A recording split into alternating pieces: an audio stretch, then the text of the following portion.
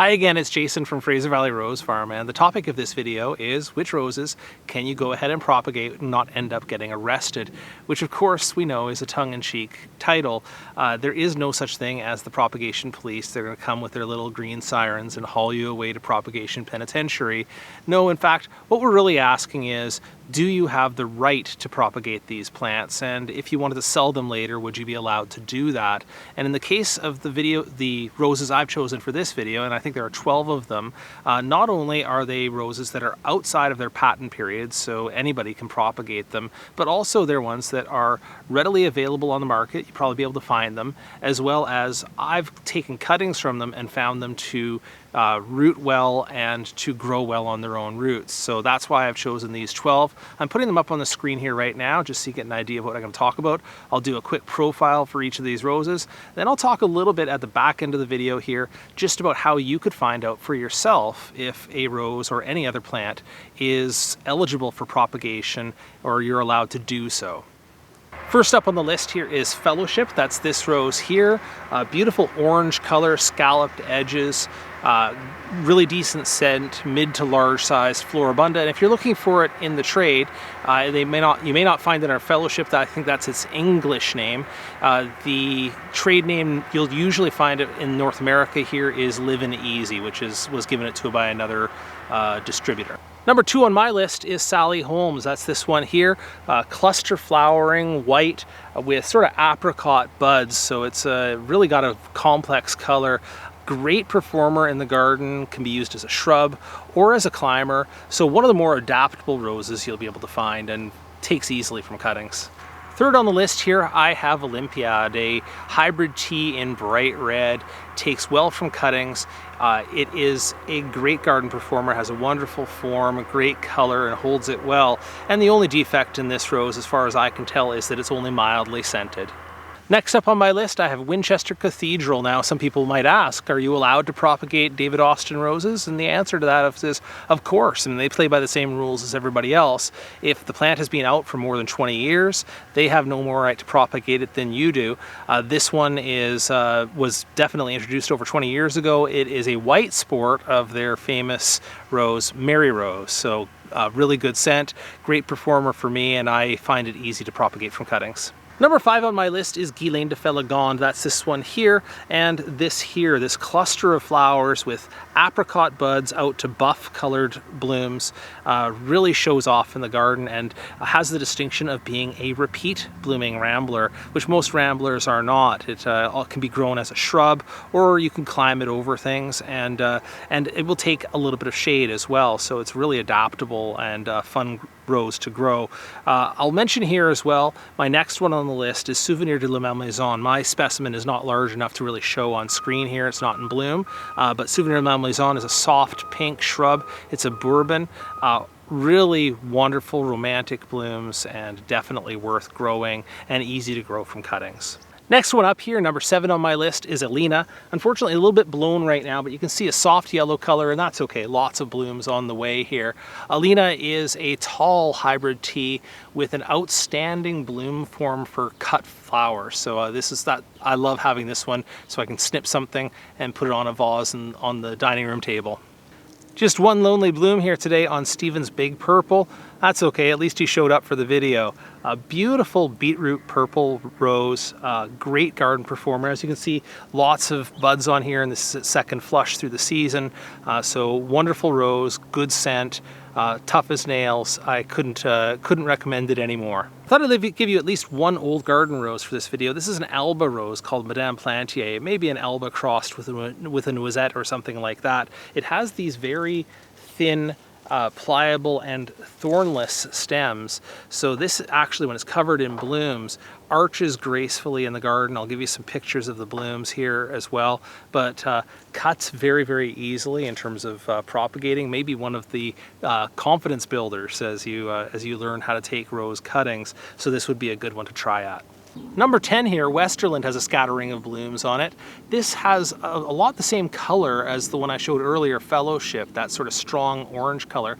fantastic scent. This is a Cortez climbing rose, so unlike Fellowship, which will stay in that 5-foot range, this one can jump up to 12 feet on fairly stiff, sturdy canes, so it can be treated as a freestanding shrub, a tall one, or managed low like this, or you can let it be a climber, and it's fantastic either way.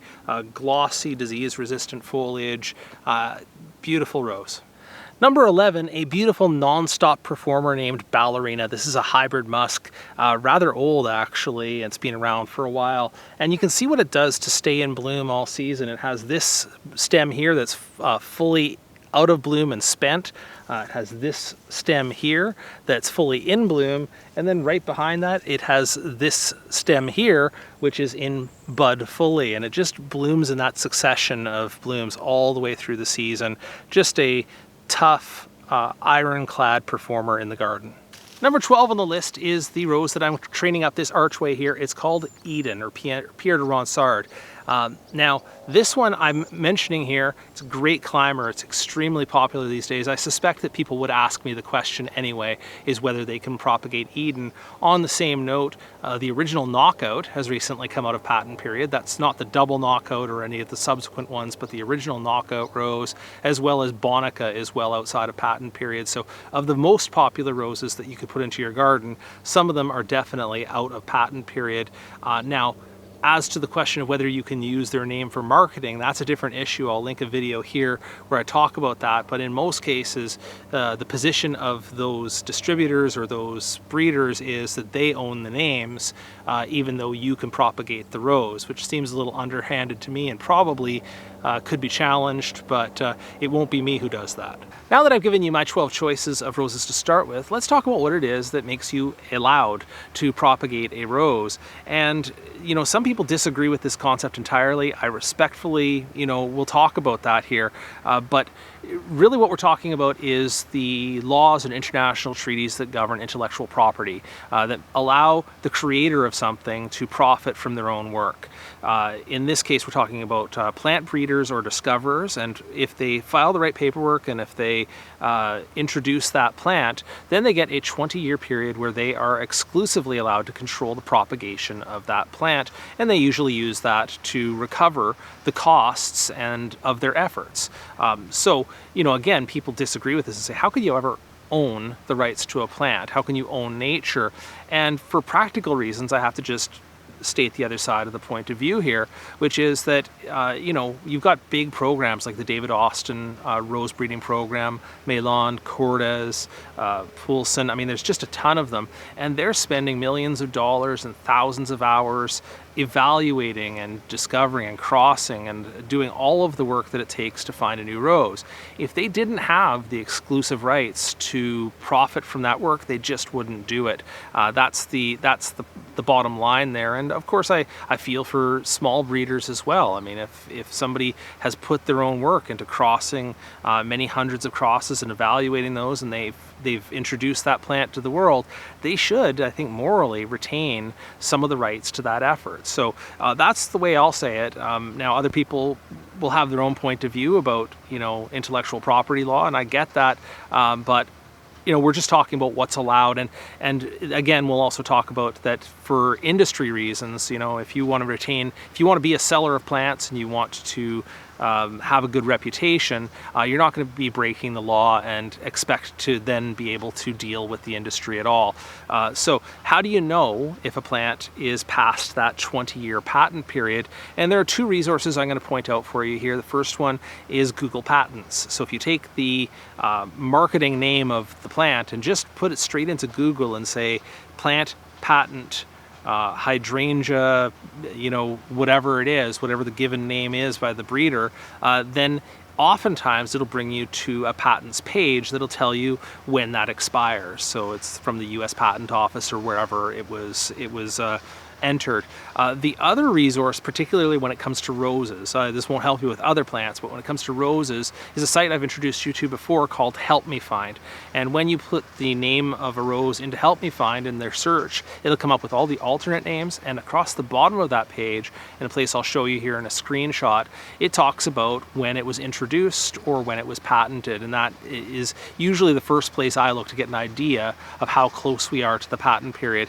The ones I mentioned in this video, the 12 I mentioned in this video, are just the tip of the iceberg. As it turns out, probably 95% of everything that I grow here on the farm is out of patent period, including some wonderful specimens all across the board. Some are harder to propagate, some are harder to find, so that's why I didn't choose those for this video, but there's lots to choose from out there, including the whole world of old garden roses. All right, thanks so much for watching today, and if you have any questions on this topic, it can be a complicated one, please drop those down below the video. I'll see what I can do to help.